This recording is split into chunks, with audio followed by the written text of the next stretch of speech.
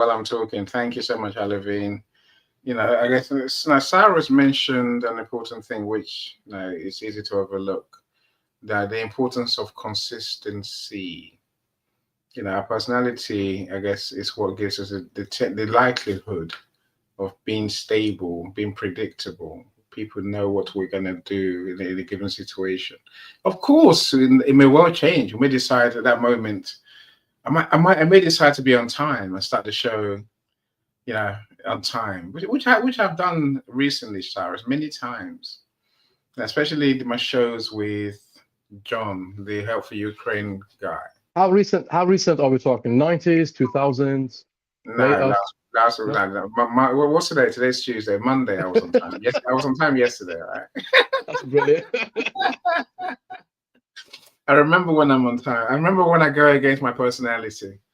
It causes some discomfort, I must say, but I get over it, right? No, welcome, Mike. Mike says, no, we have to, we're victors, not victims. I agree with you, Mike.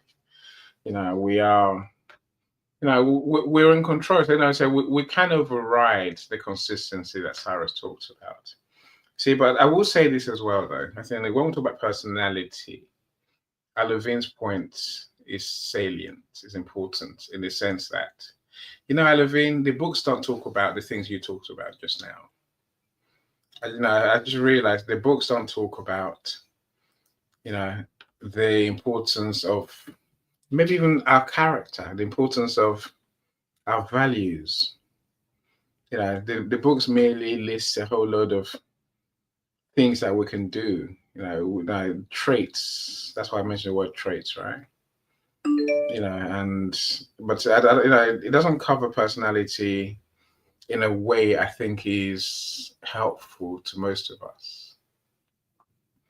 I guess before I can explain that, I think we need to understand the basis of personality as a thing. So I want to show you a couple of videos. I know I'm going to screw up because one of these videos is going to have adverts of sorts. So I like to download my videos, and then that way I can put them on as I want to, right? Rather than play them, rather than screen share through YouTube, because then YouTube has its own way of doing funny stuff. Well, let's give it a go. Let's have a look at what personality is. Coach David, of course, I see you, my brother. So I'll come to you straight after the video, my friend.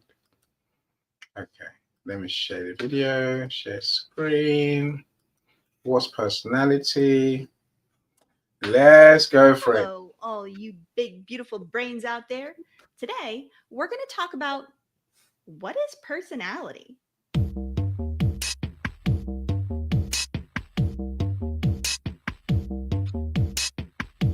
Before we get started, take a minute to subscribe to Psy versus Psy. Help out your friendly neighborhood psychologist while I tell you all about personality. We all kind of have an idea of our own personalities, but what do scientists mean by personality? Mm. The APA defines personality as individual differences in patterns of thinking, feeling, and behaving. Basically, the traits about you that make you either the same or different from people around you. It's incredibly important for psychologists to be able to understand personality because it affects behavior. Remember, psychologists study the brain and behavior. To have a huge major thing like a personality characteristic that can affect your behavior means that all psychologists, no matter their particular area of focus, need to have a basic understanding of personality. There are psychologists who specifically study personality. And because psychologists are generally bad at naming things, those scientists are called, wait for it, personality psychologists. Personality psychologists study personality in two different ways. The first way is to look at personality characteristics, like, say, extroversion or narcissism, and see how a lot of people vary on just that one characteristic. A bunch of people, just one characteristic. The other way to look at personality is to look at a bunch of characteristics for just one person. Mm. So, if you were to give one person assessments on a lot of different personality characteristics. So, you just heard me say that key psychological term, assessment. Hmm. There are lots of different scientific tests that can assess your personality, like the Myers Briggs, the IPIP Neo, the MMPI, and don't worry, we've got videos coming up about some of those. The assessments test for lots of different types of personality characteristics or traits. So things like extroversion, intuitiveness, openness, agreeableness, and even some things like paranoia. But remember, just because these terms sound like words that we're familiar with, they do have a scientific meaning that is operationally defined within that assessment. So, someone in your everyday life telling you that you're extroverted or paranoid is a lot different than a counselor, psychologist, or therapist telling you that you've scored high on an assessment measure on a trait like extroversion or a characteristic like paranoia. If you want to know all about personality and learn all about the science of psychology, make sure you subscribe to Psy vs. Psy so you can get all of our other videos. And until next time, keep thinking, and I'll see y'all later. Bye.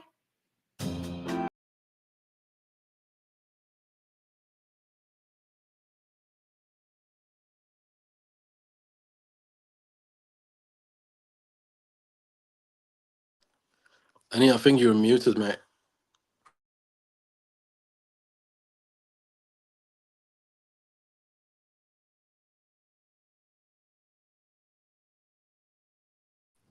Calm, can you hear me? Very much so. Yes, loud and clear. I can hear Any? you. Of course I can I hear can't you. hear any. No, so I'm talking now, so you can hear me now. So I was stuck Yes, somewhere. yes. Problem no, solved. So no, thank you. Welcome to Stanley. Great to see you, of course.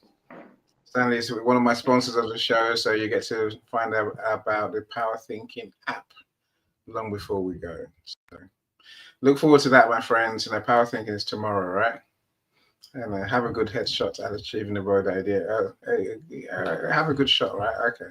So one's confidence and belief in their ability to succeed despite setbacks, because you have a good shot at achieving your bold idea. I agree with you. I see. Look, I think in line with what Mike is saying as well. So the lady said something important. Personality, as we know it, is both a common understanding, but also a scientific term, the scientific thing, right? Scientific construct, so to speak. So what we know is not necessarily what the scientists are thinking when they're designing this test, psychometric test. The good ones are closer to being reflective of behavior. So maybe I'll put it this way: you can't just do a personality test, walk away, and say, "There's my results." That's what goes wrong with many of those big glee. I think they glee. They literally tongue in cheek, half of them. The DISC, for example. No psychometric test makes sense without the conversation. Without the conversation about when do you behave like this. Now, even when you use tests for assessments for recruitment, for example, I can't just give someone a personality test and say, right, this is what they are. That's it. Case closed. I'm walking away. They're not what I want. So I'm not going to play, and I'm not going to hang around with them anymore. There's no point, because then they're just not right. That's not how it works, right? So our personality is much more malleable, and also, I'll say this: our personality is along a spectrum. Much like none of us here can say, I haven't got autism, or I've got autism, because they're both equally wrong. Autism is a spectrum. We have, either you are the high end, many of the characteristics of autism, or you're at the other end, where you have a very few of the characteristics, but still we have the characteristics. That's what a continuum is, right? And again, you hear many people say, I'm introverted. Yeah. Are you? Yeah. Maybe you are. But understand that it's a spectrum condition, it's a spectrum personality trait, in which case you are not entirely or without. It's not either or, and it's not all or nothing. We have a bit of everything in us, hence we can make choices about how we behave in certain situations. So some of us are bang in the middle. Which is that a challenge? Is that an opportunity? Who knows, right? It's we're who we are. We have tendencies, but the tendencies can't define us. That's my point today. But I haven't said all that. There's still tendencies that help entrepreneurs. Again, the woman talks about individual differences is what personality really is how we differentiate ourselves from others. But I know from experience that as humans, we like to group people together, right? Categorize them, classify them, do whatever you want to use for that thing, where we say, right, all you lot are the same. All you lot ought to be the same. All you lot ought to see things the same way. This is a dilemma of personality. But there is maybe there is a certain picture of the entrepreneur who succeeds. If in case you're wondering why I waffled so much about what's personality, it's simply here's why. Are all successful entrepreneurs the same? Are they? I wonder. This is what my friends in the studio have to answer, and of course, you in the audience, you're more than welcome to give us some of your ideas, right? So this is where Sir Stanley's comments, confidence and belief. We know these are important. So Stanley, I've looked so many times today and thought, is that a personality trait? Confidence, for example, belief. I fear you're not going to find anything that measures these things, Stanley. Maybe confidence you might get away with. It might be someone that lose to confidence. But I think belief, it's almost like it's something that we invented in the last few years. Of course, I know we did. I'm saying, but it feels like it, right? Where the scientists haven't gone there because they couldn't quite conceptualize it, and then work out to measure it. Does that mean it doesn't exist? It's not important? Of course not. So, and I'm giving myself and us the opportunity to come out with what we know are characteristics of successful creators. So Stanley says the ability to succeed despite setbacks, and that gives us a good shot, right? Again, so are those personality traits? Probably not, right? Yeah, probably not. But they are important human personal characteristics that will either give you a chance to succeed or not. So that's a dilemma. Hopefully, you understand what I'm trying to point out here. Personality is real, but it's not really. It's not everything. So Mike says, I don't limit myself up to by my personality. If nothing else, I'll outsource things I may be limited in. I hear you, my friend. We can. I don't know. Can we learn a personality? Can we develop a different personality? I will say this before I pass the mic to you, Mr. Calm. If you are the whole point of personality, and let me use this angle instead, right? Is to give you an idea of your tendency in a situation.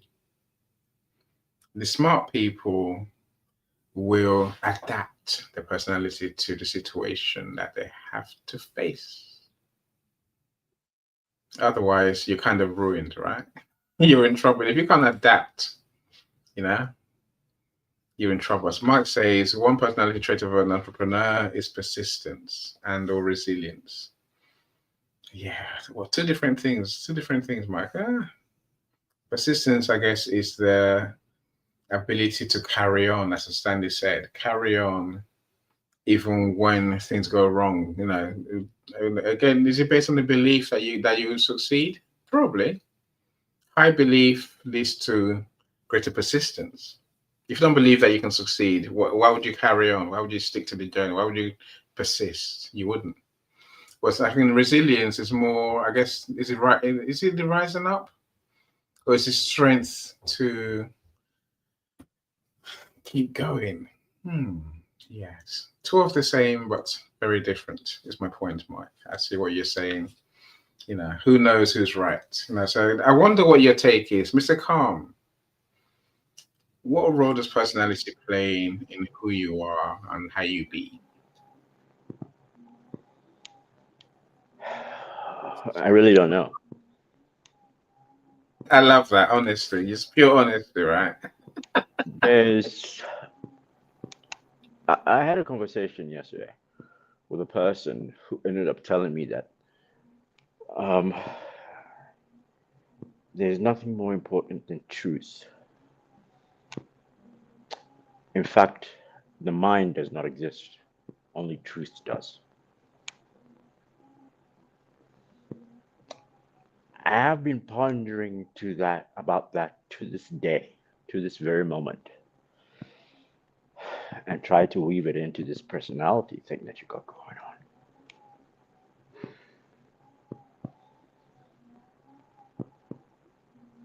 And I went into the depth,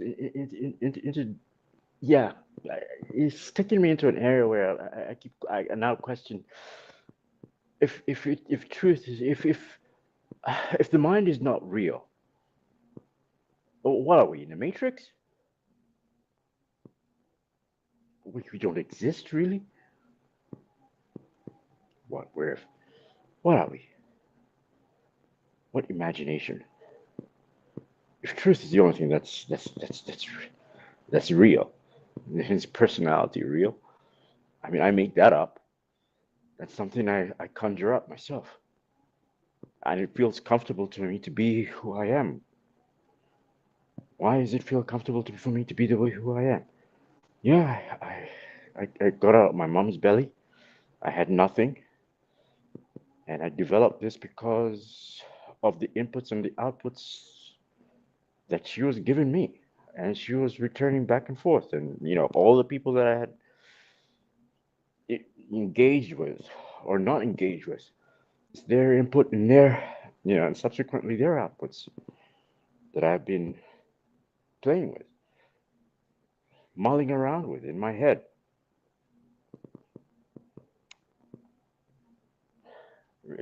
Truthfully, Annie, at this juncture, I'm not so sure what my personality does or does not do, and how effective it is in making me successful or not successful. What I want to believe is that I can control it. I can control what it does. I can control what it does not do. And thus get to a point where I'm either successful or not successful. Determine what I desire and make adjustments towards that. But what am I adjusting? I guess I'm adjusting my personality every time when I do that, in order to get to a successful point or to get to a point of failure. I get to a point of failure, I try again. Because I believe failure is an opportunity for me to succeed. And that's where I leave it, Eddie. Yeah. Leave it up to you. Welcome to the big dilemma. This is, you've captured the dilemma I think we have. So welcome, Philip. Philip says character is a thing. Character is the big thing for entrepreneurs. And look, I agree. Of course, I agree with you, Philip. I agree with you. Of course, I really do. I think that's probably where it lies. You see, my friends on stage, my friends in the audience, I would love us to come up with a list of traits that you believe successful creators, successful entrepreneurs need to have. So that's what we're going to get to. Character is definitely one of those. I think Mike is speaking more of your language, Mr. Calm, in that most entrepreneurs fail forward. And we need both of these traits. Look, fail forward, fail fast, but we must rise again, right? And hence your point earlier, Mike, about persistence and resilience. Yeah. Also in life, you can fail backwards, by the way. So Of course you can. The whole point is, fail Yes. in order to rise and overcome. Pick yourself up and continue. Because what else have we got to do? You cannot learn. So I think the word failure again is a perception thing, right? Where it's a word that was conjured up to mean different things. And I said, what we call failure in my eyes is simply a chance to learn. Right. It's like that the word failure was something that we conjured up, and we now we can use it the way we want to use it. We can use it to amplify us, or we can use it to decimate ourselves. I agree. You see, this is our human dilemma. This is a problem, right? Same as personality, where we can use it as the noose around our neck, literally. I can't do because I am an introvert. I can't do because my personality is not like that. Whereas, it's the same as failure. I can't do it because I failed. I'm a failure. So that's my noose. That's my curse. I'm done. But we can't look at life that way, can we, really, Mr. Carl? Because that's not how the world works. Annie, can I say something about failure as well? Of course. As a person who's failed a lot, I think I am within my right to express myself here. Okay, I'm the expert. So, some people are really proud of their success. I'm really proud of my failures because it taught me how something is not done, right? So, one of the root causes of people's failure, the main one, is not people failing, really. It's the advice they take and who they get it from, right? Now, I want everyone to think, what is the worst kind of advice? And what's the worst kind of person you can receive advice from and apply it? Just answer yourself that question. What is the worst kind of advice? Or what type of person is it, the worst kind of person to give you advice? And there are times in your life that you have received advice and you applied it and it resulted in failure. Why? Because, okay, let me put it in a different way. And I'm going to answer the question here. The worst kind of person who's going to give you advice is somebody smarter than you, or somebody you consider to be smarter than you and more experienced than you. Why? Because you never question that person's advice. And people's advice, more often than not, is wrong because it doesn't comply with your circumstances, right? So as an example, what you need right now is receiving sales advice. And then you go to a marketer and you receive marketing advice. What you need right now is publishing your book. But you go to someone and they give you advice, your shop is on the wrong kind of market. Take your shop and take it elsewhere. You need AI. So AI is what you need. AI. You need AI. I'm not selling. I am struggling with sales. Oh, you know what you need? You need AI. No. So remember, if you receive advice, if you've been receiving advice from somebody you consider to be smarter than you, more than likely, you have been suffering with that advice because you don't question it. And the worst kind of advice is the type of advice you do not allow yourself to question. you need to question the advice before applying it. It's like applying the wrong knot to the wrong kind of bolt, right? No matter how smart you think I am, the knot and bolt need to be kind of the right size, right? So the worst thing for a business or a personal development is not failing. You fail when you stop trying. You don't fail when you don't get the results you want. You fail when you stop trying, and you don't want to fail. So question the advice you're getting. You don't necessarily have to be confrontational about it. Just question it in your own head. Once somebody you think is smarter than you gives you advice, that's what I'm going to leave it at that.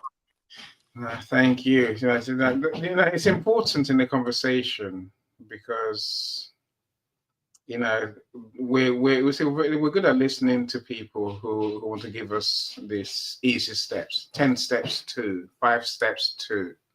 And I would say ignore those things, ignore them completely, even if it's from the most successful person. Even if it must read if the top 5 things, we know there's more than 5 things, number one.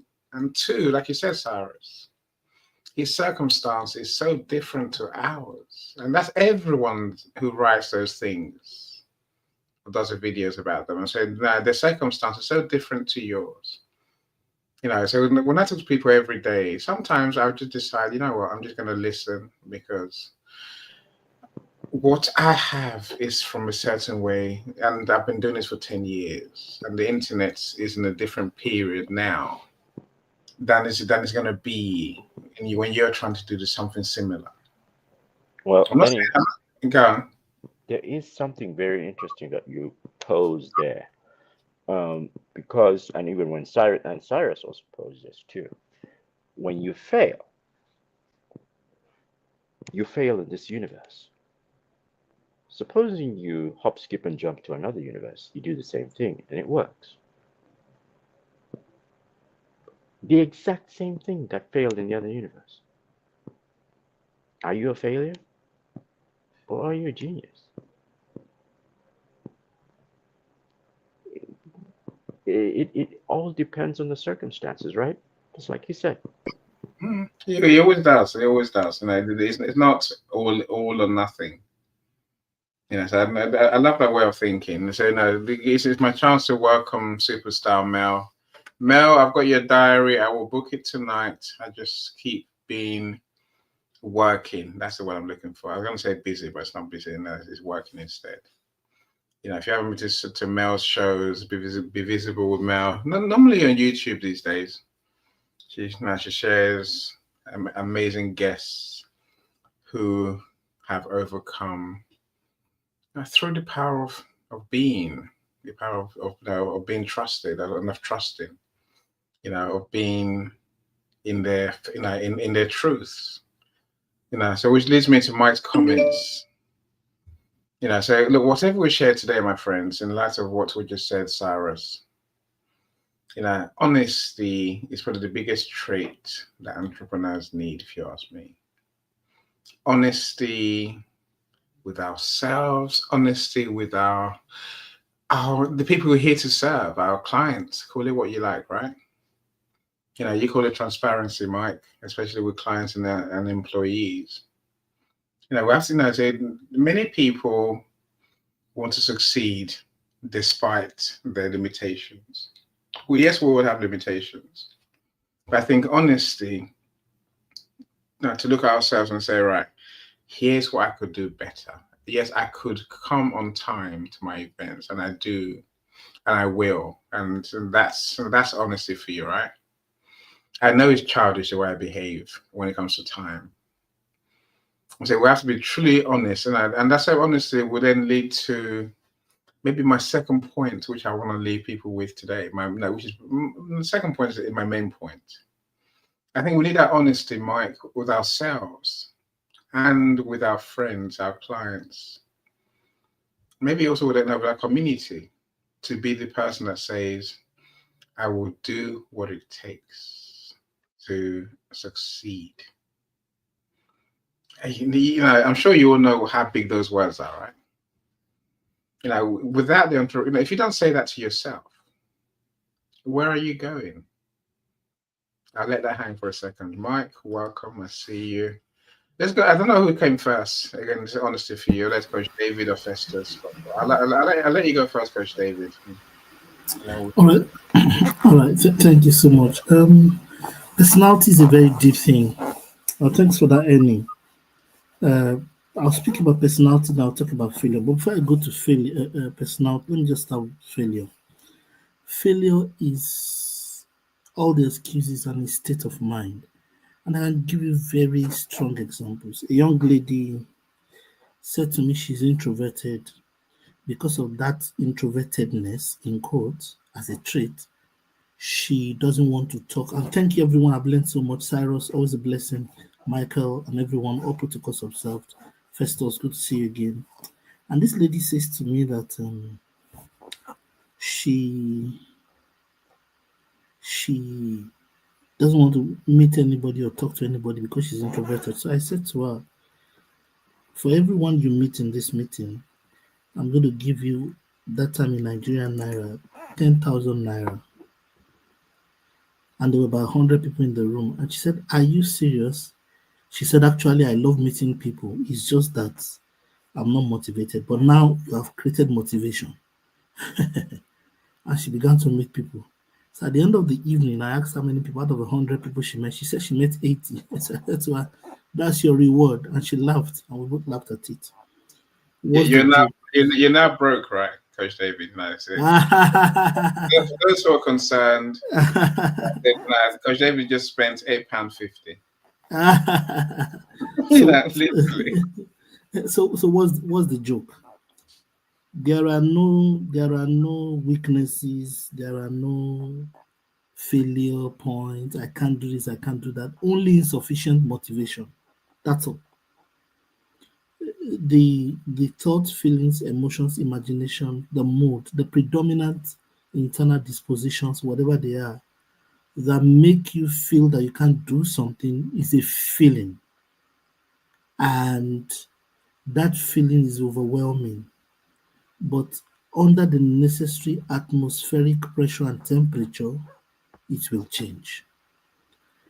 All of a sudden, somebody says, I'm tired, I don't want to move anymore. Then a tiger enters the room, a live tiger. And he was 90. The 90-year-old man developed wings. He climbed into the ceiling, became far more agile than every other person in the room. The signals, and that's what Cyrus said. And by the way, the failure thought and imaginations might be yours. I can't do that.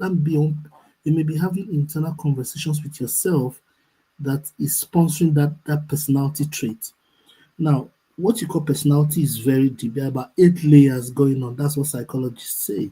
Past experiences, mental programming, predominant environment. It's a lot. It's like onion, layer by layer, because I've studied personality. And self-awareness is what you're referring to, Annie, as honesty. To come home to yourself, to agree with yourself that these are the reasons. And you really may need a coach or someone that knows how to listen to personality or listen to the soul to know where these programs are stored. But beyond all of that, why is the bed more comfortable? Why are you late for events? It's because the comfort of your seat or the comfort of what you're doing per time is always stronger than the promise of going out. If, for example, they say, if you arrive at 9 o'clock tomorrow morning, then I'll give you £1 million. All of a sudden, your bed becomes very, very stressful for you. All of a sudden, your bed becomes, there comes a time when if we keep adding additional units of pleasure to that future state, for example, I want to go out in the morning early. If we keep adding additional units of reward to that going out early or to that positive behavioral trait you want to now reprogram yourself as we continue to pile, it's like a scale. As we continue to pile value on it, now if I say things like theoretically you will live longer or everybody loves you, your business is getting more successful. As I pile all of those benefits to the outcome of that habit, of the good habit, the old habit becomes painful. If I really want to tilt the scale, I will make the old habit uncomfortable For each minute you stay on the bed, somebody, for example, pours you a bucket of water. I'm just giving you theoretical examples. It doesn't have to be that way.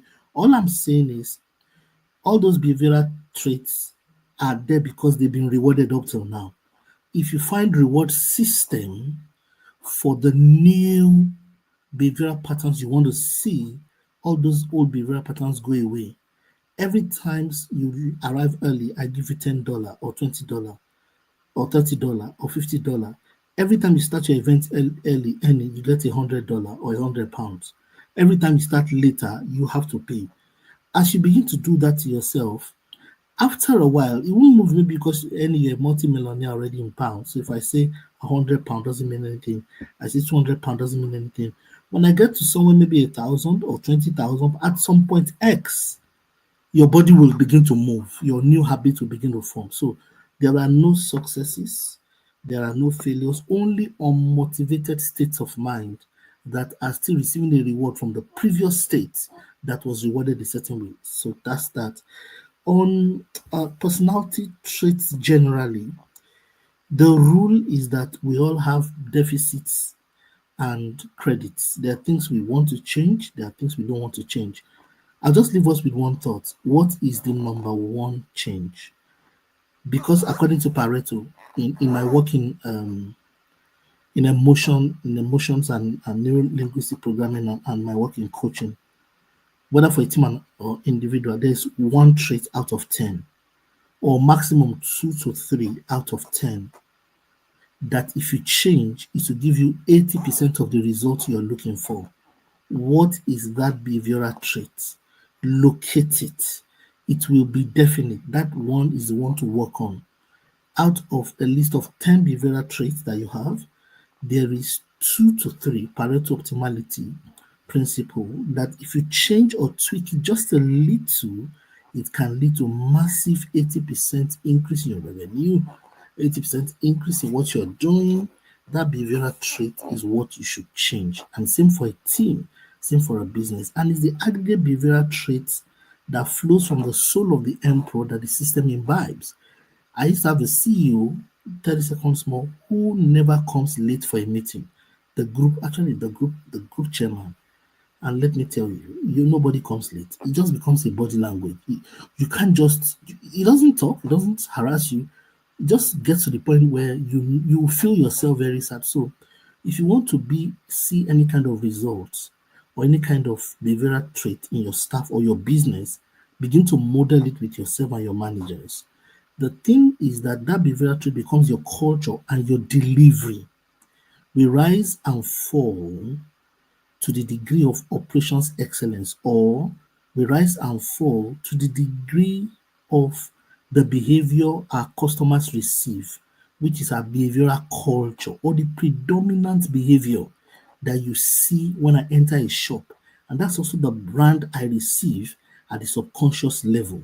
If I see Nike, there is a level of emotional attachment that is a branded matter. If I see Mercedes-Benz, there is a psychological behavioral trait of that machine, and the people working in that organization have put that into the product line. So as a businessman, that's the way you want to scale it up. That is the culture of execution. And we rise and fall based on our culture. We may set any kind of goals, but that behavioral trait that is felt through the line and engineering that through the line is the secret of business greatness. I stop there, I yield the mic, so I'm not guilty of that long thing I talk all the time. Thanks, guys. Thank you so much. So many gems to share there. Look, I'll reframe the question in line with what you just shared, Coach David. What is the one thing an entrepreneur must have to achieve the broad idea? And that's not the question to everyone here, right? I see you say, Mr. Yasun, right? I say, this man's a genius. He's passionate about, building farming ventures in the Caribbean. And let's change the world from being consumers to being creators. Not just Caribbean, so Africa as well. So I think being passionate, being committed, and taking action. Yeah, I think those three that's are an probably example. That's right. That's an example of an engineerable behavioral trait. Passionate, committed, and taking action. We can run that into KPIs. It can become a behavioral trait within the organization. It can be measured. It can be actioned. So that is an example. For example, we can say committed and taking action in relation to our goals, and then we begin to engineer that. So every CEO must find what is that 2-3 behavioral traits that will give us 80% of our result based on our particular context. That's the simple thing. That adjustment, this is a difficult one. That adjustment may not be easy for that CEO. It may not be your personal strength. It may be your area of weakness, but that is the business. If you can't do that adjustment, then you probably should resign. These are examples. Oh yeah. The business at times. That's how we say businesses. That's what we say. Business. Just a minute. Businesses choose their CEOs at times. If you know that adjustment is difficult for you and you can't achieve it, maybe you should become owner CEO. So you should become board member CEO and let somebody else run the business. That adjustment that the business needs at that time, behaviorally, is a secret that's not negotiable for the success of that business. Listen, I agree. So now, I guess the bit I'm disagreeing, the bit I'm questioning, Coach David, is I think we have what we bring to the table. We'll bring something. I said, I bring the hardest work and the greatest amount of commitment to the cause. I bring everything to make this business work, right? But what I don't bring always is timekeeping. Timeliness is a personality trait. No. Is it that's an example. So in this case, if timeliness was discovered to be a 20-30% factor. If, for example, we are in a time-driven market, competition, the industry is going time. You may opt to actually employ people who are better timely managers than you. You may augment all of that. That's an option. I agree. But between you and I, you have to become an embodiment of that timing, because that is the clock.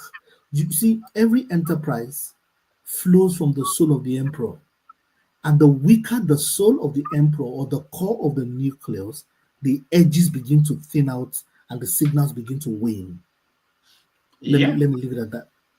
Look, I think you made many great points, Coach David. I think we have to embody the thing that will help succeed, right?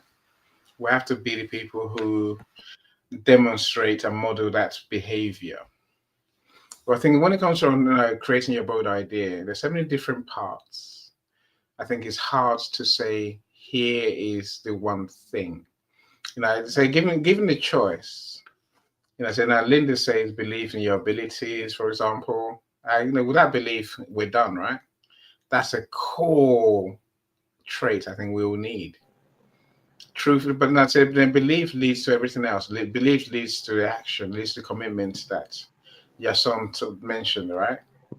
Now, with that belief, where's the passion going to come from? Where's the commitment going to come from? Why would we persist and take action as long as necessary if we don't believe we can succeed or believe in ourselves?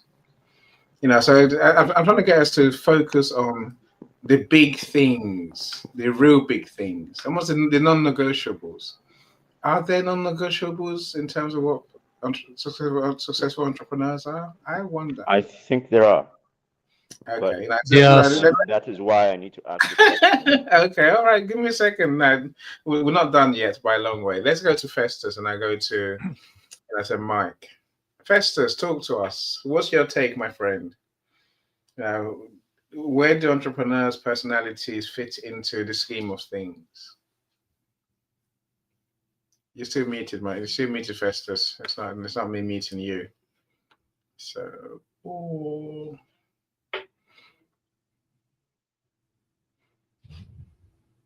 no, Festus hasn't unmuted. Oh, Festus. That's so upsetting. But hopefully, you I don't know whether your connection is not working right now. But when you're on mute, I'll give you the mic. So, Mike, with the mic, talk to us. What's your take, my friend? I've tried to narrow this down to a single attribute, and I think I've landed on one, and that is open-mindedness. Open-mindedness to the mindset of abundance versus scarcity.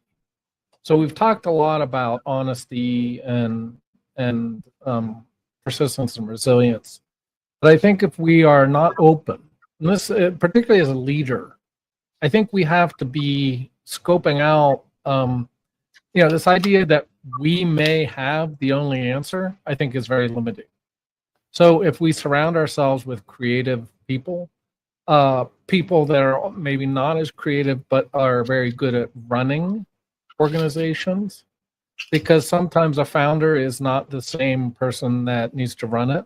So maybe the founder needs to either step back, maybe become a chairman, or take a back seat, or move on to become start another organization. But I think overall, if we have a mindset of scarcity of abilities, and that includes ourselves, obviously. So that's where the belief, I think, is important. So we have to have a mind of abundant belief in ourselves. But I think it is a mindset shift, and it's being open-minded to new beliefs, basically new ideas, and not limiting ourselves in scarcity. That's what I got for you. So that's more than enough, my friend. That's worth millions in itself, right? I love the open-mindedness as a way of being, a trait that type of person want to be, because I think that covers many things, right? Apart from just the belief and the vision, I suppose, it also covers the willingness to learn.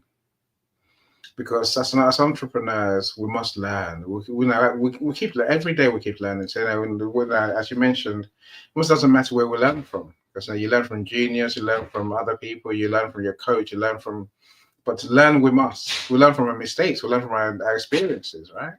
But learn we must. Otherwise, we're doomed. I'll take that for sure. So of course I'll come back to the points as we go. Mr. Festus, thank you for coming back, my friend. Try again. Let's see if it works this time. Okay. Super. Can you hear me? Excellent. Yeah, perfectly. Okay. Network has really been trying to play with me today. I'm grateful to be here in your midst again. And the topic the topic of the day is really something I would say I'm so passionate about, because I think I've lived part of this this topic as a person. Because if we are going by a personality trait, I'm that guy that you would say I was a chronic introvert, right? I was not just introvert, I was super shy. I am this guy that I hardly go into a gathering of more than 5%, and sometimes even two individuals if there are people I've not met before.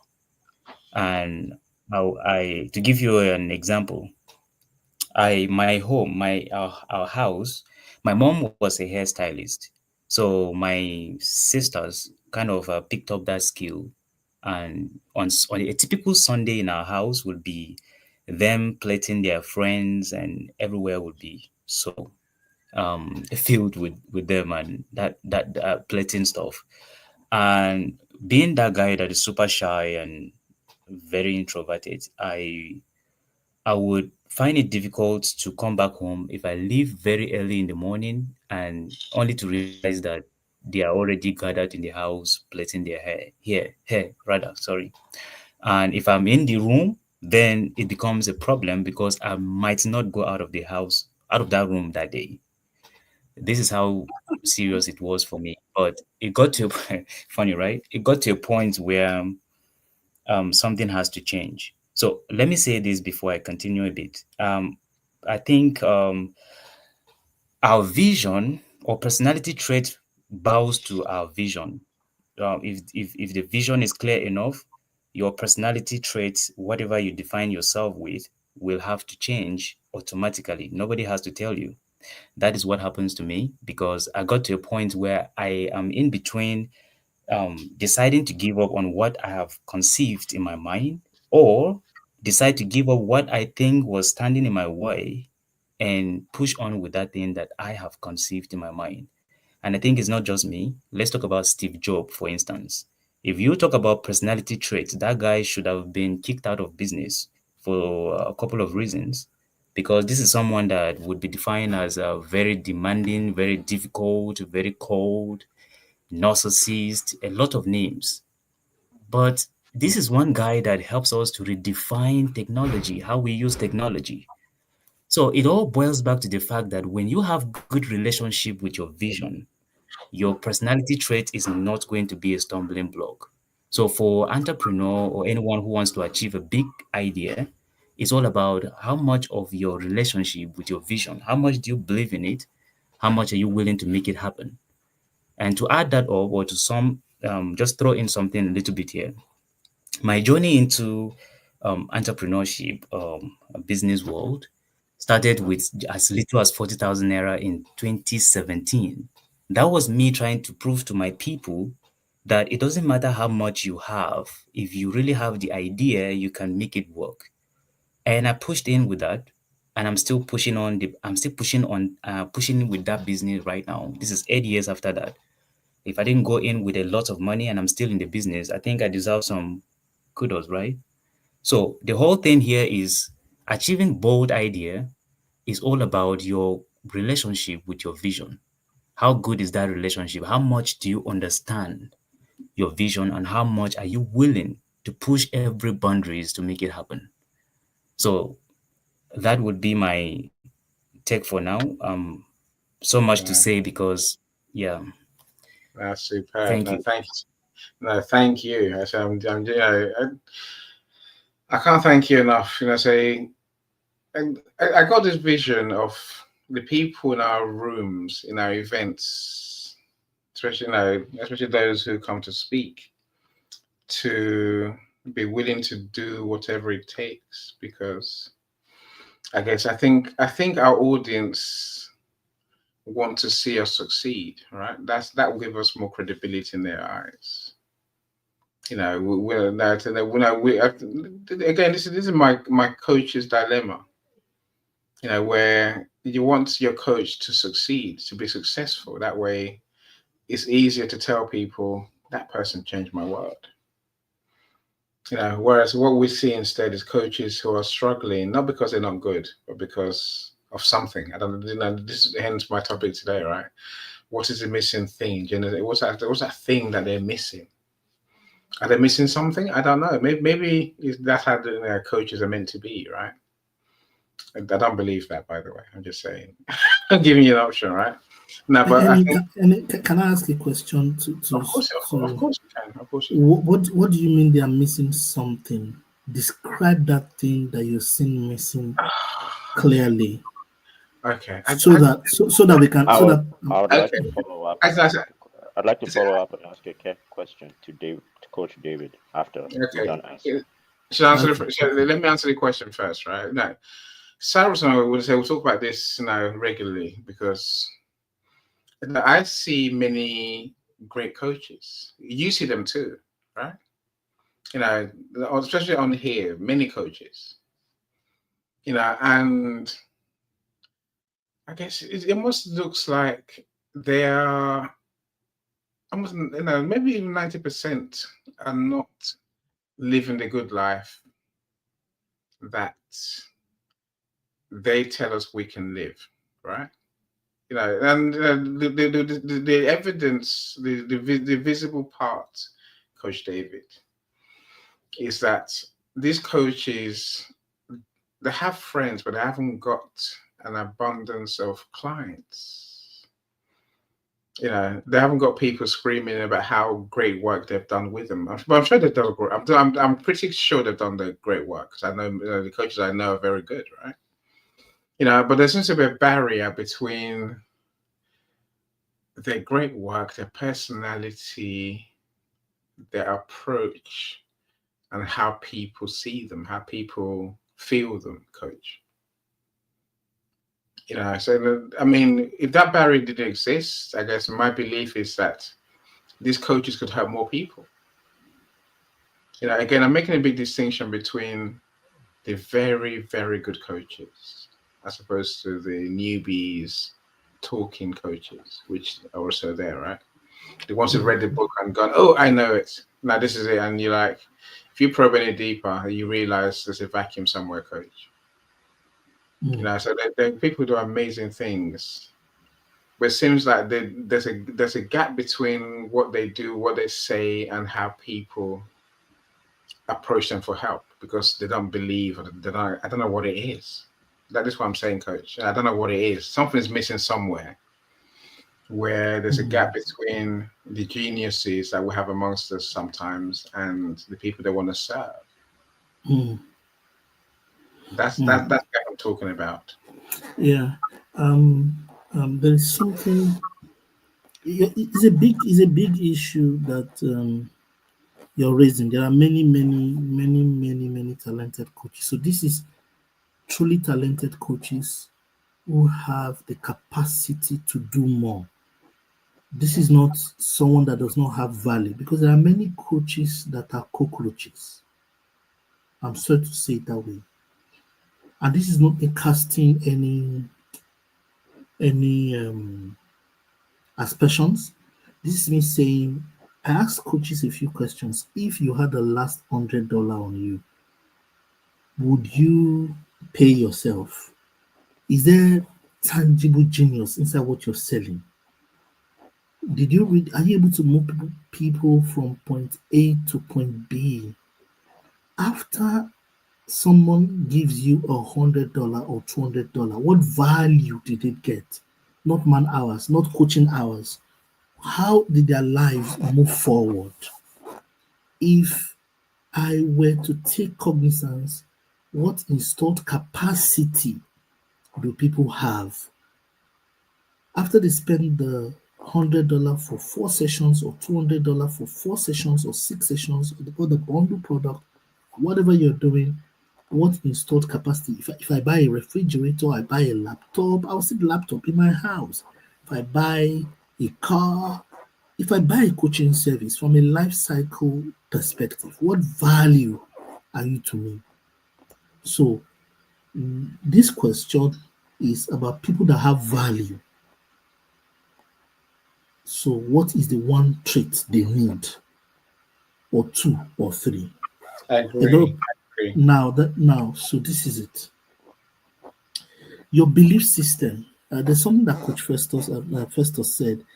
I'll be surprised if Festus is not a coach, because he sees a lot of things. And Mike LeBlanc also said it in passing. I think Cyrus also said it. Belief system. Beliefs drive your actions. Your belief system.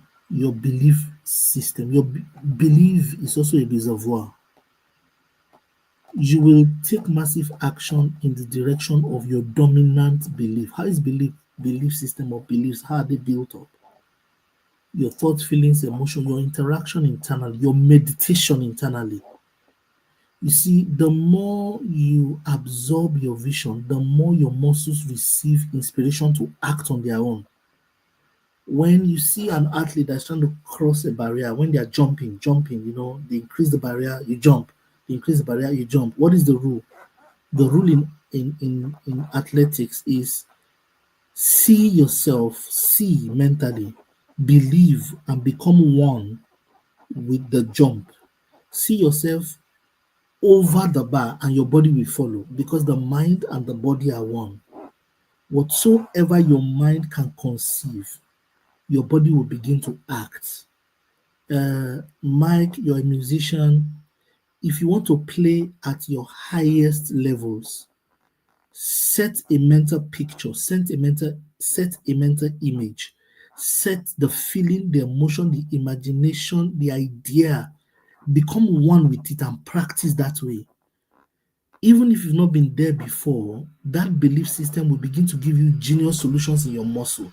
You begin to act a certain way. That's what Francis was saying the other day about setting your frequency. If you can match, if you set your inner being at that frequency by practicing deeply, mentally, spending time psychomentally to acquire the belief system or the belief engine, because that belief system is engine. There's 1.0 liter engine, 2.0 belief system, 3.0, 4.0, 5.0, the same type of function or that same gift or capacity. Whatever result you're looking for, if you set your inner being and your delivery internally, your muscles will come up with solutions in the market. For example, I want everyone who finishes a 1-hour coaching session with me to go bring their friend who will pay me. Is a mental belief system that you will program into your mind. And if you program it hard and well, you begin to say things you're not prepared for. You begin to deliver service, your smile, your body language, your voice tonality. Your subconscious mind, once it accepts it, will begin to give your muscles new solutions. The person will just find themselves programmed to go and tell their friend. Whatever you program into your delivery and your soul will become your reality on the ground. And this genius is embedded. You don't even know what you're saying or doing. It just begins to manifest naturally. That's one. The other thing is you got a lot of work to do in marketing, in selling, in meeting people, and you have to spend money on sales. You got to employ salesmen at a level. You have to employ AI at a level. You got to look at your profile and do the work. Are you really hungry for 1,000 customers? And that means you're going to have new systems. You got to build new networks. You got to build. There are people in PR who help people source for jobs. That is, they help you source for clientele. There are events where you go to where you want to sit. You got to have a PR marketing budget. That's my take. At a level. So it's level by level. At a point, you got to employ Annie, who said, Annie says, I will make you famous. I was on the bed when I was lying down the day I read that phrase. I said, no, I need to call the guy. And I put a call through to him. And we are here today. What's the point? You have to employ, you have to spend money on your brand, build it, grow it, level by level. You got to get marketers and salesmen at some point. Tony Robbins has a lot of them. John Maxwell has a lot of them. Anybody who is doing big work in the coaching industry has marketers and salesmen at a level. So those are at the point you have to get office in prime location at some point. But before you get to that point, little by little, you have to build your sales network. Yeah. Thanks for that. That's my thought. Thank you. You know, again, there's many ways we can look at that. You know, everything you said, Coach. And I say, Marlene, I agree. And I say, what? As we grow up, as we get better, as we get, become the person who achieves our dreams, we gain freedom. So, that's the truth, right?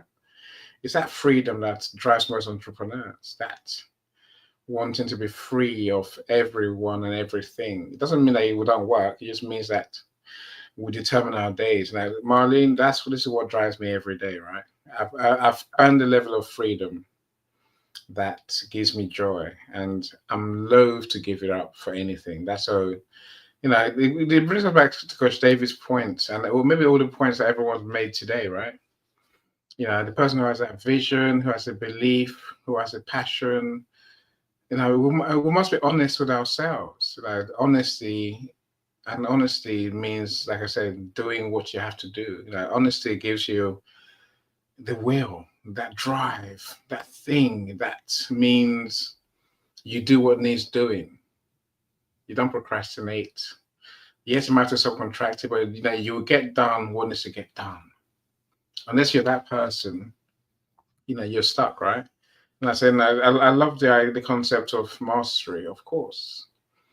Mastery again is part of the will thing for me. In that mastery means you are as good as you can be in whatever it is you do, but you continuously improve, because mastery, the word doesn't stop, the word doesn't pause, the word doesn't say, well, you know how to publish a book, so that's enough. It's never enough.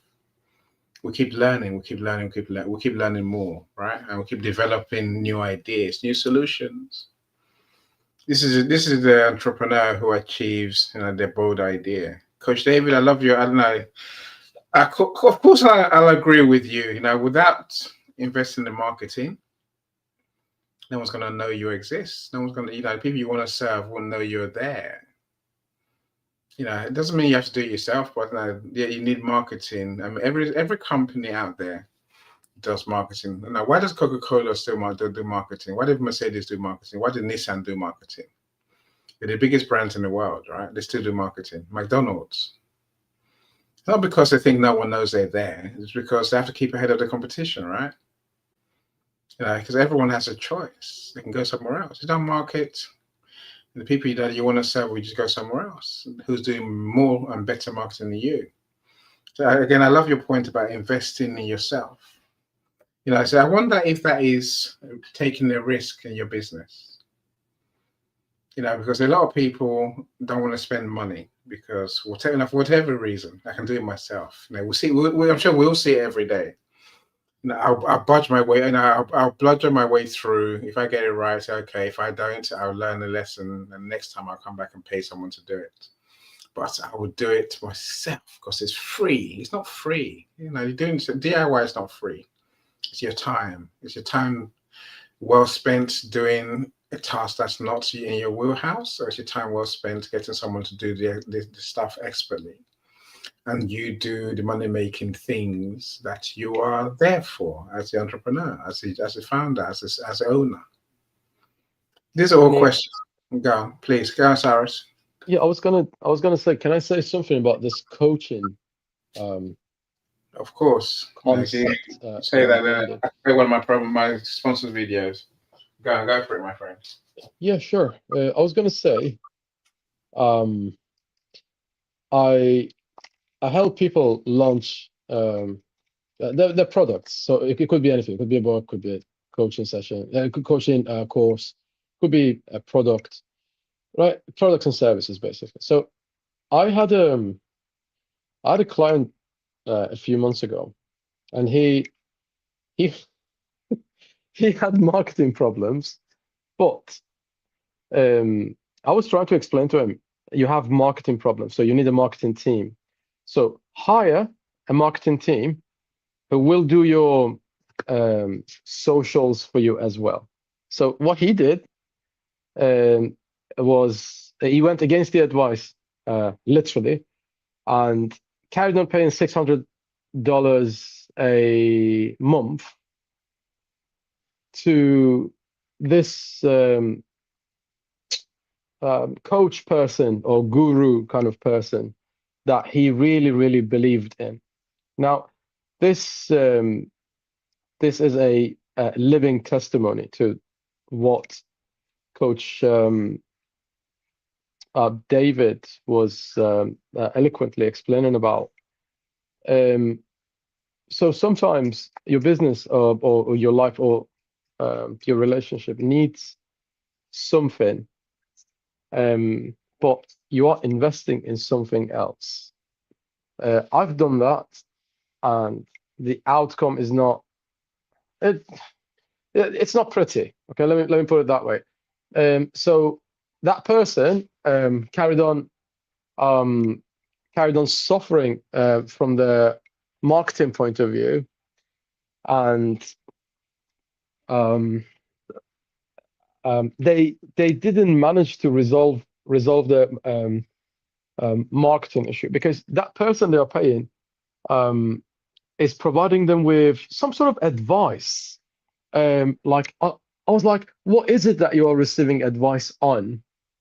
That is the main reason you cannot afford your marketing. So it must be very important. And he said to me, this coach has been with me since I started. Now I have a budget, and I have some sort of I feel some sort of moral obligation towards that person, and that is the reason why I'm paying him. So the belief system, the belief that you have inside your head, and the belief I have inside my head, that is the invisible force. We can't see it. Sometimes we can't even sense it, but we can see the outcomes. That's the invisible puppeteer that is pulling the strings left, right, and center. So if your business is suffering in some shape or form, or if you do not have a business, you have a hobby, which means you have a business which is not making money, you need to double check and check that invisible force, which is your belief system. Is your belief system that it's okay to carry on and wait for the right moment? The right moment may never arrive, right? There's no guarantee. Tomorrow is not promised. So you got to do something about the progress of your business, relationship, personality right now, because at any given moment, your personality, your business, your relationship is getting either worse, it's either getting better or it's getting worse. There's no steady, okay? There's no such thing as steady progress. You are either going, the trend is either upwards or the trend's downwards, right? There's no steady. Even if it feels like it's steady, in reality, you'll find 2 months down the line, it wasn't, okay? It was a temporary thing. So where you spending your money, where you allocating your resources in your business or in your relationship, it's of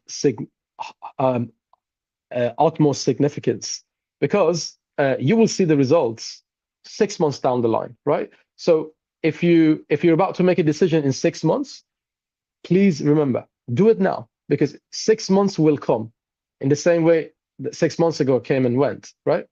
So, and if you spending your resources, spending your money out of feeling obligated towards something or someone, that is damaging to your business's foundation, and you shouldn't do that. Your business deserves much better than that. That's all I want to add. And also, I'm going to finish on this. If you're paying a coach, remember, always choose a coach whose business is not just talking about things.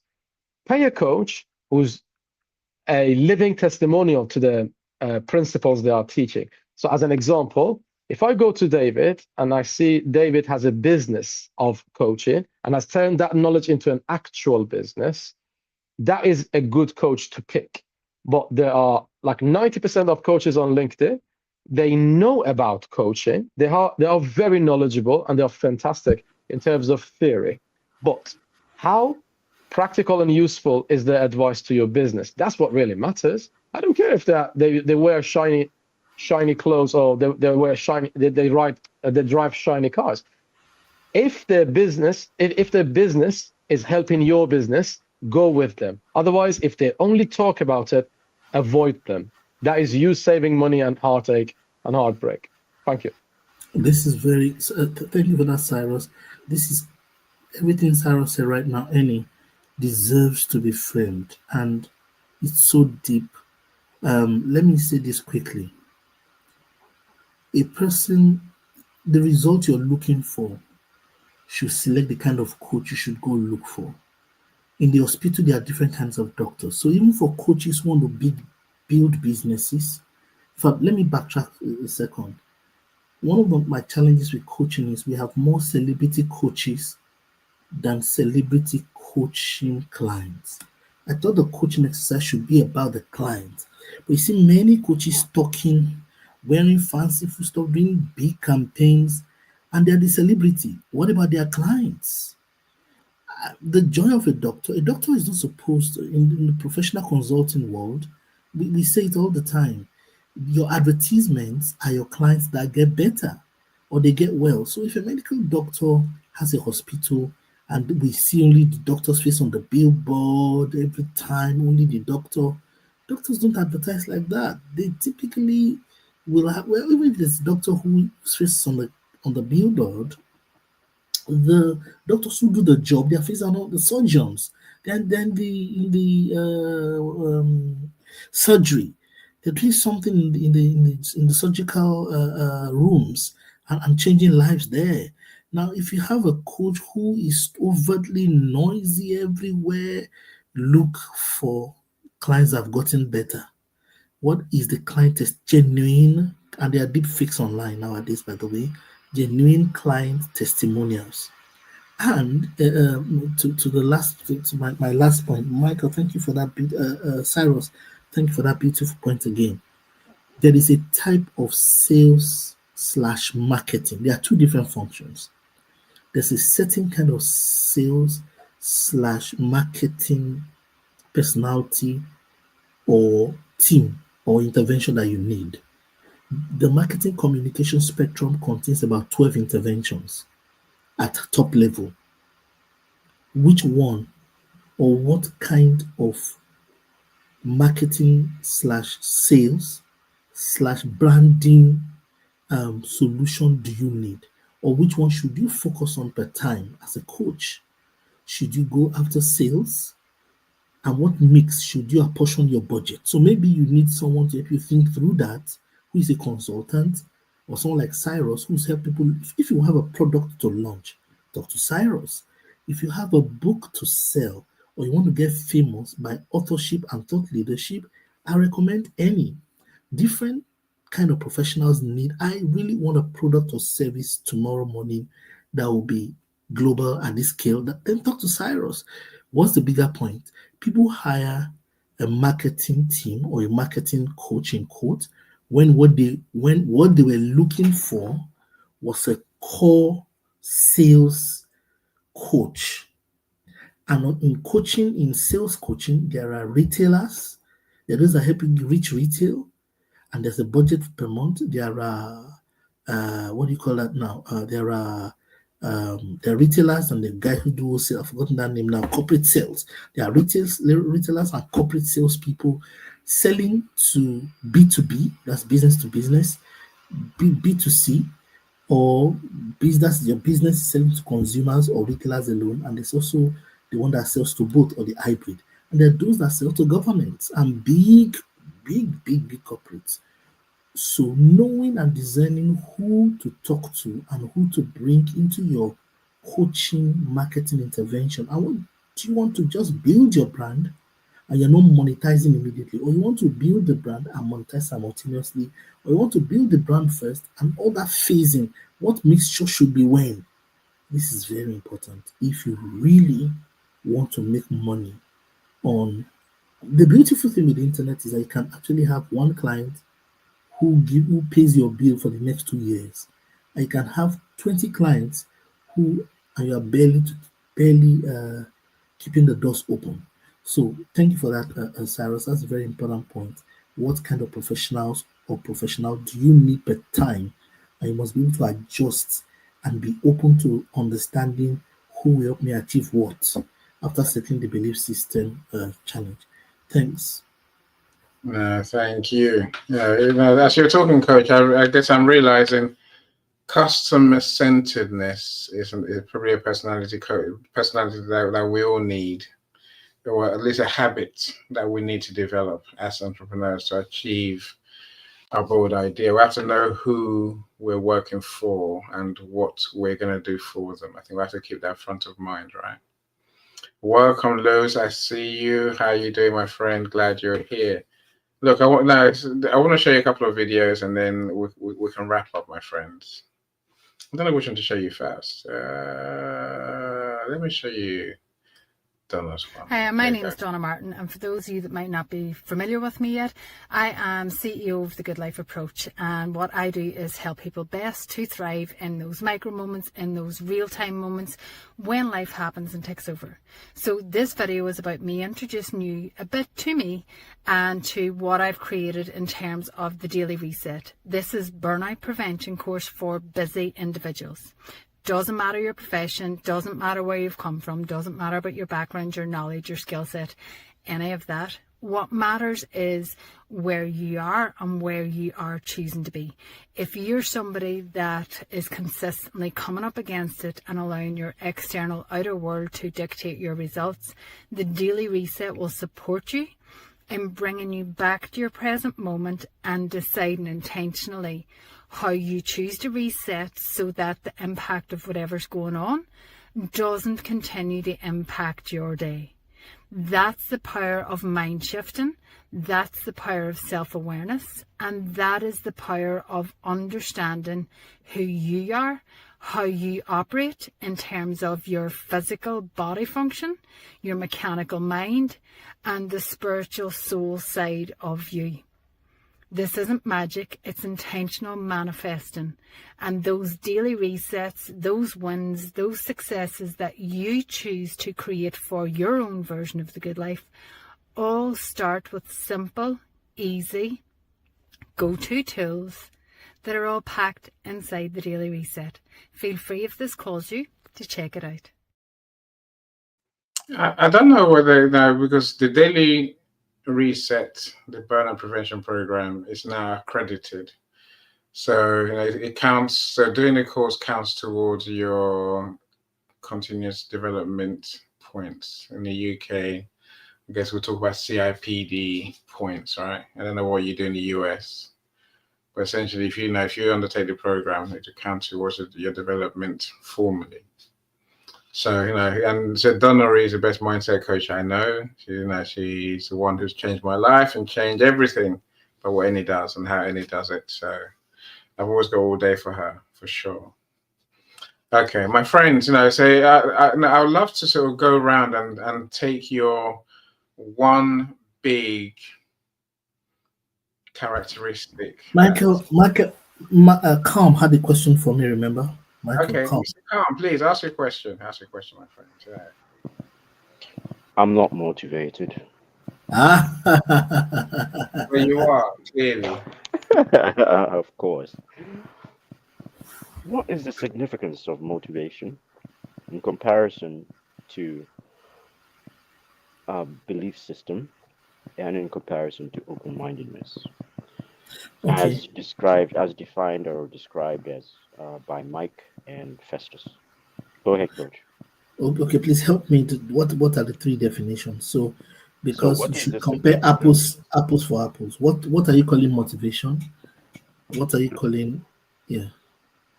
Motivation, as you described it initially when you made that first notification to us, Yeah. that is Yeah. something that we've got to consider as Yeah. a personality trait. Also, open-mindedness, and also the belief system as well. Those are three that I have jotted down as something that you have value of, but one of them is more significant than the other, but I'm not so sure which one it is. So I wanted to talk to you and find out if you could channel me through those three differences. Belief system is the highest.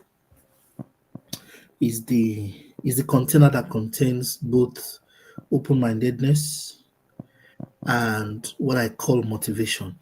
What I call motivation, remember, words are not meanings. What I call motivation, you can call it value addition. What I call motivation is sufficient reason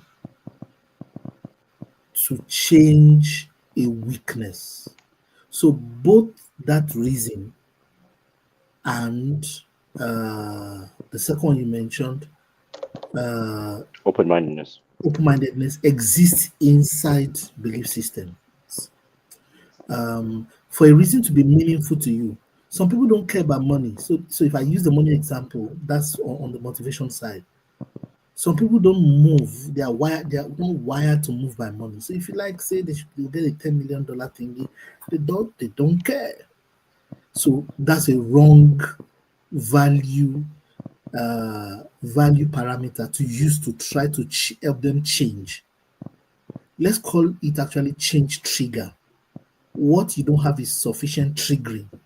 But for that trigger to be meaningful to your subconscious, it must also exist in your belief system as something that you accommodate. Do you understand? Open-mindedness, again, is a function of belief systems. If you believe, for example, theoretically, as an example, that all there is to do, I have done. All there is to know, I have known. I've done hard work. I've been everywhere. I've met everybody meetable. That's closed-mindedness is rooted in your belief system. If somebody were just to convince you to try again one more proposal, or somebody just gives you a paradigm shift, for that paradigm shift to make sense, it must enter your belief system to look for something that correlates. Your belief system must allow that communication coming. So belief system is the container. Belief system is what there should actually be school material from primary school about belief systems. My opinion. My opinion is that from primary 1, people should have belief system 1.0, primary 2 belief system 2.0, primary 3 belief system. You understand? We should have a belief system curriculum that is as strong as from primary 1 minimum. That's my opinion. Yeah, interesting. Look, I think I agree with you, Coach. Motivation is it's a red herring. It's a fleeting thing. It's a choice we make. Like something. Let's call it change trigger. Let's substitute that word for change trigger. Yeah, I'll take that. It's what gives us a choice to take an action or not take an action. Yeah. Sorry, Halvin. So motivation it can come and go, and our levels might change on different days. If I don't sleep well, for example, my energy levels are down, right? No, I'm not saying motivation is not important, but I think we can't rely on motivation alone, because as Coach said, many things will leave us unexcited, unwilling to get out of bed. As I said earlier, when we judge the rewards to be enough, then we might move. Many people don't judge the rewards to be enough for anything to actually move themselves, right? So motivation, it's an important concept, right? But again, I think maybe it's one that we can discuss one day, because I think I think the will, the drive to do what it takes is more important than that motivation, for example. But the drive won't come, motivation won't come if you don't have that abundance mindset that Mike talked about earlier. The belief that you can do it, the belief that you can change the world, you can change your world, you can change other people's world. But motivation it's an interesting topic. Again, it's probably maybe the third most that we learn as psychologists in education. The other one is management and leadership, by the way, in case you're wondering. So about motivation, Annie, can I add something about motivation? Of course you can. People who've been listening to the show so far, I just want to firstly say thank you so much for spending your time with us. You could be spending your time anywhere, but you chose to spend it here. That means you value the show. And just so you know, I value you and we value you. Thank you so much for spending your time with us. Secondly, about motivation, I'm going to ask you a question, Annie. How do you take petrol? How do you take petrol to an island?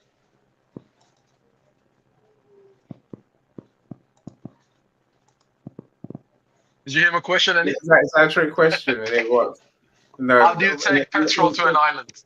In a petrol container, I imagine. Yes. So in a petrol container. Now, I want you to imagine 2 islands, right? So in one of the islands, Annie is responsible for taking petrol to that island. 2 p.m. every Friday, Annie takes the petrol to the island. That's island 1, island number 1. Island number 2, Cyrus takes the petrol to the island. If Cyrus's mum cooks something nice for him and he's in a good mood, he might take petrol to the island number 2, and all the islanders are now waiting. Imagine that. So they are all hoping and praying. My mum cooks me something nice. They're not going to even ask me, why is it that my mum cooks for me and not myself, right? Lazy so and so, right? Anyway, so which one of these 2 islanders have happier people and businesses? Of course, Island 1, because Annie takes the petrol 2 p.m. for every Friday, right? They can rely on him.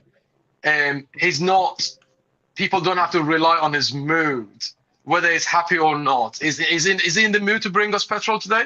Are we at the mercy of his mood? So that's what some people do to their business. I'm not in the mood for a discovery call today. I'm not in the mood to make that phone call. I'm not in the mood to take the products to the customer. I'm not in the mood to return my inquiries, return the email inquiries. I'm not in the mood to sit down with my editor and finish my book today. I'm not in the mood to do this and that. So consistency is the answer. If your business is at the mercy of your mood, your business is doomed, whatever that business might be. Your relationship as well, right? So mood should not be a deciding factor. It shouldn't be a determinant kind of factor. Consistency. Friday, 2 p.m., the petrol is with you. That's it. And all the islanders are happy, right? So the examples that I just gave you is just the contrast between being mood-centric or being consistent, right? So being motivated is good, but is not a good tool to actually apply to your business or to a relationship. And I'm going to leave it at that. Thank you. I like that. Look, one of the things Coach David said much earlier, is, I guess, the willingness to truly buy into what you're doing and to do, it is to do what it takes, right? We have to be willing to put all the work in, and so that means so much. It's how we feel is not the answer. What we do is the answer. And we must be willing to turn up, as you say, Cyrus, consistently, do what it takes. But that's where I think most entrepreneurs crash and burn. They're not willing to do what it takes. Yes, we might need a bit of luck. We might need a bit of something. But in the absence of that something, what do? Do we sit there and wait? No. We take the first steps. We do what it takes. I think when we do that, we find the solutions to all our problems. We really do. When we take the first steps, we learn something. We start working towards becoming that person who does that. Mr. Khan, do I put you on mute or are you sharing with us? Okay, I'll put you on mute for a second while you deal with your business. My friends, I want to show you a quick video before we say, then we can begin to wrap up. Because I'm meant to be meeting Marlene as we speak. So let's look at what they tell us about the traits of great entrepreneurs, right? There's a few minutes of this, so here it goes, my friends. Characteristics of a great founder, more often than not, are that you're an inventor, that you're often thinking about new things, that you're a self-starter, that you're passionate, and that you're a problem solver. Those are sort of common across everything. At Forerunner, people always ask us what makes a great founder, and we've consolidated it to 3 adjectives: magnetic, disciplined, and visionary. The reason is your job as a founder is to sell all day long. You're selling to your investors, you're selling to your family members who are asking you why you don't have a real job, you're selling to your team who wants to quit because no one's getting paid and they don't know what they're doing, and you're like, no, don't leave, this is going to be a big thing. You're selling to every single person all day long. And so if you are not magnetic and people aren't naturally drawn to you in some way, it is really hard to do this nonstop. So the best founders in our portfolio are ones where people will drop their jobs and join, no salary, no anything, and they just want to be with the founder doing this thing. The discipline side is, I hope, a little bit obvious, but you've got like $5 in your bank account and you have a lot of things you have to accomplish. So are you the type of person that's going to know exactly what needs to be done to move the needle forward? Nothing more, nothing less. You know what it takes, minimum viable product, to show what you're trying to do. And that is something that we see in our best founders. Visionary is that I am not in the business of funding good companies. I'm in the business and I get paid to find extraordinary outlier companies. Venture capital is only successful on outliers. And so if you're not visionary, if you're thinking, I'm going to build this great company and I think that it's going to be $50 million in 5 years and we're going to make $5 million of cash flow, that's amazing. And that's a lot of money in your pocket, but that does not make me successful. That does not make our endowments and our LPs successful who've invested in Forerunner. And so if visionary isn't a word you would use to describe yourself or your future goals, maybe this isn't something that you want to do. The super skill going along with Magnetic is that this job is all about hiring, 100% hiring. If you can hire the team to win, you don't need to be the smartest person in the room. You don't need to be the best person. You need to be you need to be the person to know who to bring onto your team and to get them there and empower them to do their job. If you're good at that, you'll be a successful founder. And the benefit there is 100% ownership. It is yours. It's your baby. No matter how ugly it is, it's your baby. And it's fun. I do think it's a lot of fun to have that type of ownership. But the key drawbacks, and I would say people don't think about this, is it's incredibly lonely. There's no one else that you can turn to because it's all on you. You have your partners and you can talk to your friends, but ultimately when you can't make payroll, that's on your shoulders. And that is a heavy burden for anybody. So the loneliness is real. The instability obviously is what it is. And the high beta is, I think, what a lot of people get excited by. It's just this huge, huge outcome potential. But with that is just a huge zero. And I think after that, it's hard to rally. The right timing here, I would say, is when you're ready. I mean, that's kind of stupid, but it's true. You'll know in your heart if you're ready to start this. I knew that I wasn't ready until I was ready.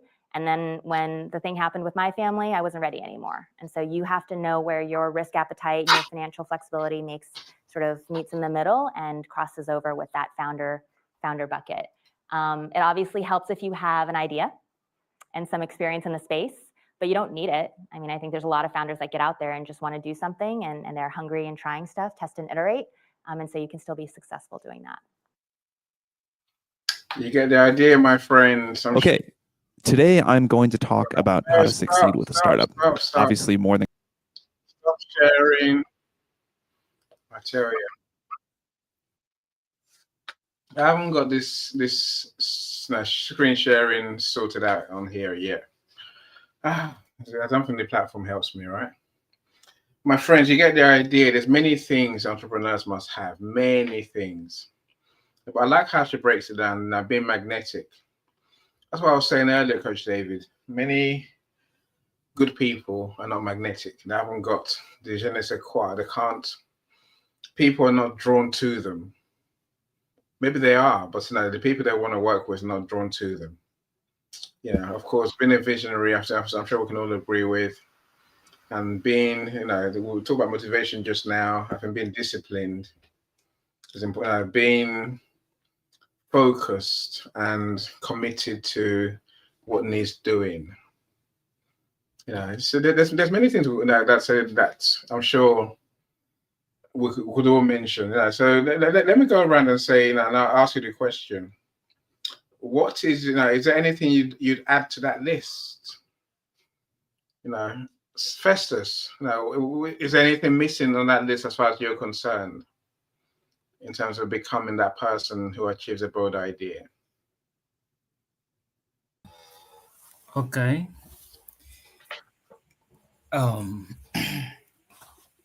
Okay. What it takes for anybody to achieve their bold idea, for me, it has a lot to do with the vision. It has a lot to do with the vision because let's face this, right?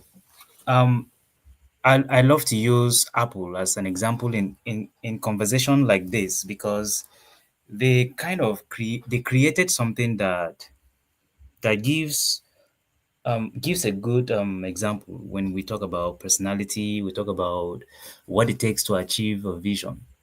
Wozniak has the idea, let's say he's the brain, he's the mind, but Steve happens to be that guy that can interpret this vision, can tell a story, can be able to turn the whole thing around. He has this super drive and he has this vision. One thing we all can agree about Steve Jobs is the fact that he knows who to hire, and he has zero coding skill. He doesn't code nothing, but he knows who can do the job. And he's that guy that would sit down. Wozniak said something. He said Steve Jobs is that guy that would supervise people who do coding, and yet he would say things like, he wouldn't go like, okay, do your thing, you do what you know how to do best. I don't have idea in this. He said Steve wasn't that guy. He's the guy that, despite not knowing how to code, he would tell you, this should be done this way. This should be done. How about we do it this way? That is vision at its peak. This is the guy that sees the possibility, even though he doesn't know how to do it. And he pushed those with the ability to do it to go out of their way to make it work. So being successful in the business world, entrepreneurship, it has so much to do with the vision, because when you have that vision, you will know who to bring into the movement with you, and you will know how to guide them. Leadership comes naturally for you, because with the vision, you can be able to tell people, if we don't do this, we don't do that, this will not work. And to do this or to do that, this has to be done, or these people have to come on board. So that's one thing I always would want to talk about. I know there are so many things that great minds on this call would like to speak on, and for me, I would want to keep it simple, specifically on the issue of vision, because I've lived that too, and I know that if you have good relationship with your vision, a lot of personality trait will change. I have always been that guy that changed from one person to another to another to another, just to accommodate the vision I have, because I said something, I can't lose, I can't fail, I must make this work. So even myself, even the business I'm operating, I told my guys, look, the day you realize that I am standing in a way of progress, I will have to step down. Why? Because this business is like my first baby. I can't kill it, I can't let it die. So if I am going to be the one standing in the way of progress, I'm stepping down. That's the leadership I built out here, and I'm continuing to build out here, because I don't want anyone to feel like, this is me, anything I do. No. Your decision has to stop one day, because the vision has to survive. So for me, how strong that vision is, how good of a relationship you have with that vision, is going to trigger a lot altogether. That's my take. Thank you. No, it's very, very deep, my friend, very deep. Yes, I love Linda's points. Discipline, so the ability to do the right thing and carry on doing the right thing leads to motivation. Which leads to consistency. Consistency is the ultimate key, right, Linda? We have to be willing to turn up every day, do what we have to do. And every day we have to be honest with ourselves. Every day we have to be honest with our accountability partners, even to our customers, right? Mm-hmm. Can I just quickly add something? Of course you can. Yes, thanks for that, Festus. Thank you for that. Let me just add this. In the beginning, it's good for entrepreneurs to operate lean and or simply go look for capital. And the second thing is, after you made the first monies, you want to create budget to employ other people who have the 20 to 30% skill that will give you 80% results, and who have value systems that are compatible with you. I hear them, people who will not steal your ideas, steal what you're doing. You can trust them, knowing who to hire, and you can pay for them for a certain period. The first set of profit you made is not to go and buy a house or a car or a fancy full yacht on the ocean. No. It is to build the business up to a very, very solid level. Yeah. Look, and I agree with you, Coach. I think I tried that. I must admit, I tried that. But for 5 years, I probably didn't pay myself. I paid the staff instead. Yeah. Why did I turn my back on that idea, Coach? I don't know. There's something I miss. I suppose I didn't have the staff who were entrepreneurial. I think your team need to be on the same level as you almost, even though it's not their baby, right? Yeah. And I find it very hard to find people who are that driven. Yeah. So remember, go. So remember, I said you must hiring people who are ready to walk the journey with you is 90% of your work. Hiring people who are going to walk the journey with you is 90% of your work. As a CEO, you got to find them. You got to find them. You got to find them. You have no choice than to look for them. Yes. Yeah. I suppose there's different ways you can find them, Coach. There's different ways. I think my solution, I say, I've done the employee staff in the UK, for example, because I wanted the people I could control, the people that I could sit down with in my office and say, right, here's how you do X, Y, Z, right? And and we can do our biggest mistake as business owners, which is what I call management by apparent effort. I can see you working, so you must be working. It's not true, right? And then I've tried to employ freelancers in Africa, Nigeria, Uganda, Kenya. And so, but now I've come back to even Ghana, I think. Now I've come back to subcontractors because they have a different head. Now they have a need to deliver excellence. Otherwise, they don't get picked by me. Yeah, you with me? There are different models to get the staffing you need, but I agree with you. We have to create jobs. We have to create employment opportunities for people. That's what small businesses. That's what we're here. Small businesses for. Now, those who succeed transform their earnings and their impact. But I think you and I can agree, Coach, that employing people brings its own dangers, because as soon as you employ people, your culture becomes not yours to control anymore.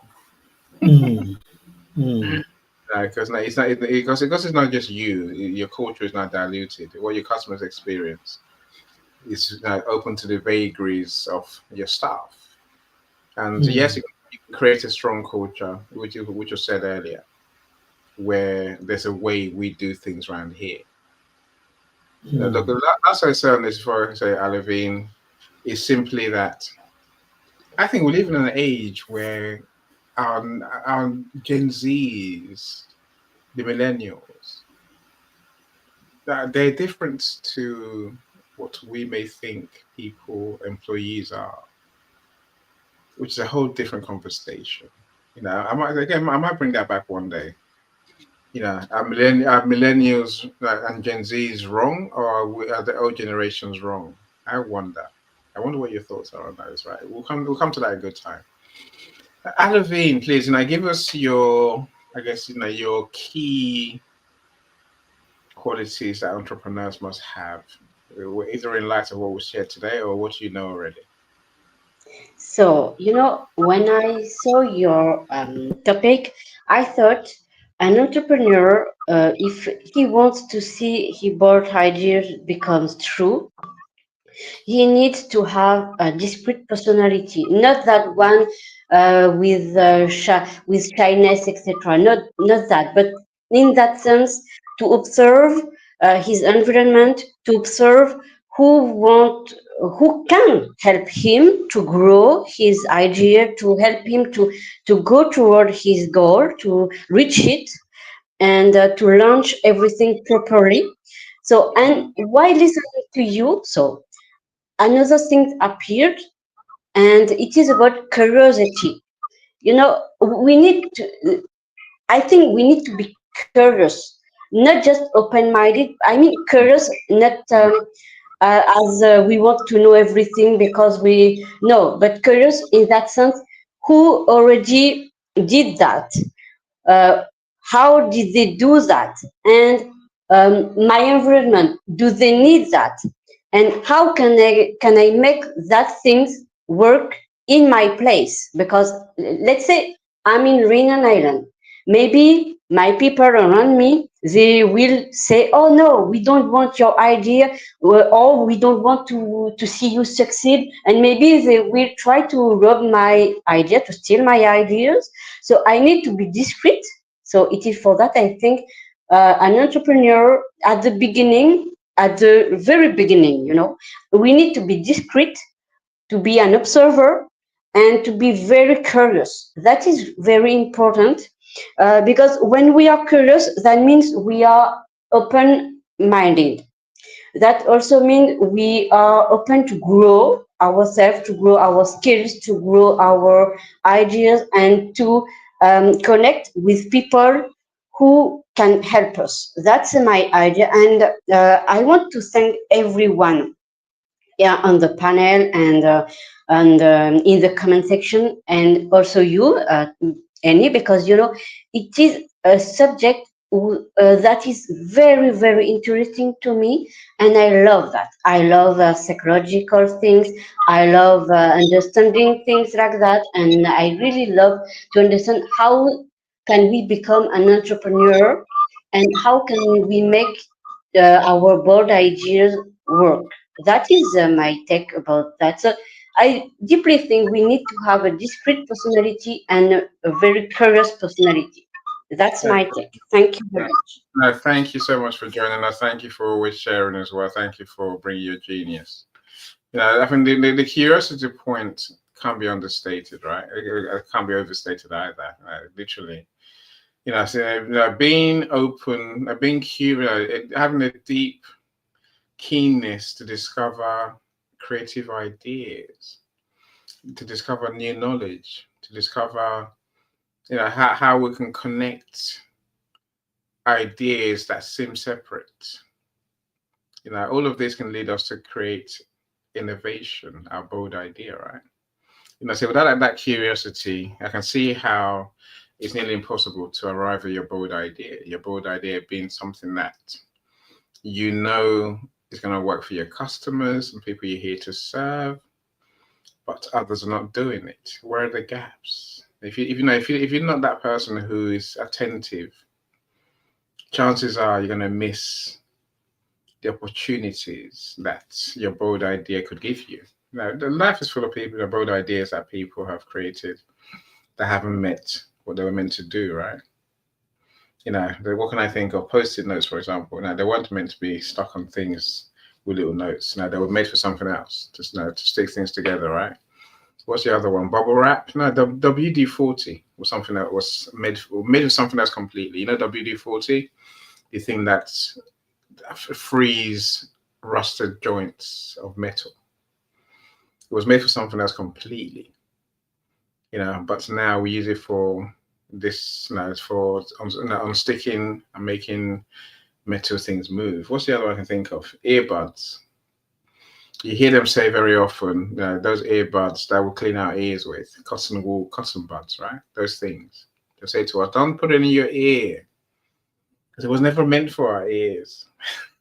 But now, the original purpose is long evaporated, but now we can find other ways of using them, right?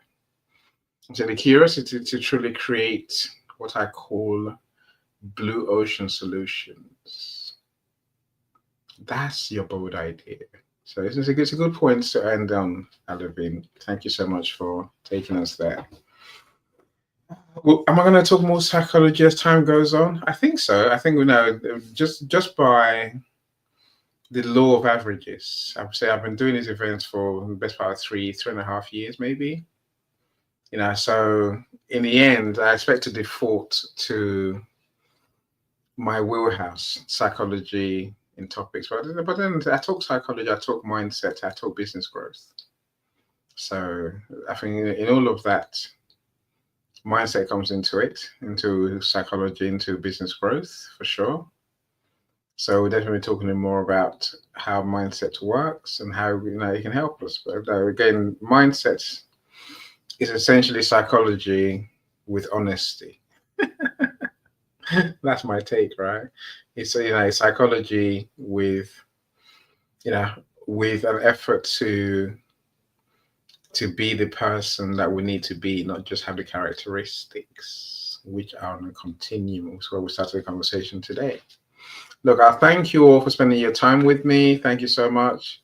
So we're talking tomorrow, Coach David, especially for you, about how do empaths protect themselves?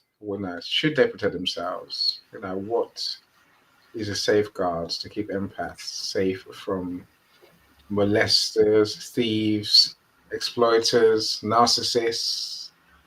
Yes, and I said we'll do this, Coach David. So tomorrow, today, hopefully you join us for that. Let's have the conversation, right? I'm excited. Empaths need to protect themselves. It is well. Yeah. No. Look. Thank you so much for everyone who spent your time with us. I can't thank you enough. So do join us again in 2 weeks' time. We'll be back with another topic. Now, I think I've got a series in my mind for these topics. I think our next one is going to be business growth traits that we need, business growth characteristics to achieve your bold idea. To those personality, there's business growth. I don't know. I may go to the spiritual side or the alchemy side as the third part of the series. But I will thank you for spending your time with us. I'm going to play one of my sponsors' message. This is Power Thinking. Maybe someone will tell me one day, my friends, how do you scan a QR code on screen on your phone? Does anyone know? Is it even possible? If you have a QR code that's on your mobile screen, are we kind of screwed? Do we need a link separately, or is there a way to scan what's on your screen? Alvin, feel free. So about QR code, I can say I need to have another phone to scan it, but we don't need to have a link if we have the QR code. So, but I don't really know how it does work for the moment. I'm working on learning it to know. So maybe one day I will be able to answer your question, because I love to learn, and I learn fast when I find the right place to find this information. So now I'm learning how it works. So I don't have the answer. Thank you. I said this is our curiosity, Alvin, right? It's our deep curiosity for learning new things. Festus, exactly. I say the twin phone thing. I get that, so that would work. Let's see what Festus has to say. Festus, what do you know that we don't know, my friend? All right, for QR code, you can't scan it while on the same phone, but you can, however, screenshot it, then upload it using a QR code reader on your phone to be able to. Okay. Yeah. I like that. So basically take a screenshot, and then either you're going to scan it with your phone afterwards, or you can upload it into a QR code reader. I like that. That's practical enough, right? Thank you so much, my friend. If you don't ask the questions, you never know, right? And if you're not curious to learn something new, I've learned something new today, so I'll take it, my friends. I'll take it. Look, thank you so much. I don't want to keep you any longer. So we've been here quite a while. But let me play my Power Thinking sponsors video. Do check out the app and check out Power Thinking. It's mindsets in a bite size. So I'm going to say bye to everyone. So we know by the time the video finishes in 33 seconds, we'll be gone, right? Bye, everyone. Linda, thank you so much. So everyone that's been here today. So Stanley, thank you so much for joining us, all of you. Mike, all our speakers, Cyrus, Calm. I'm grateful to all of you. Thank you so much. Coach David, of course, Festus, Alvin, you're superstars. Go on. Take care, everyone. Take care, everyone. Thank you. Thank you very much, Lynette.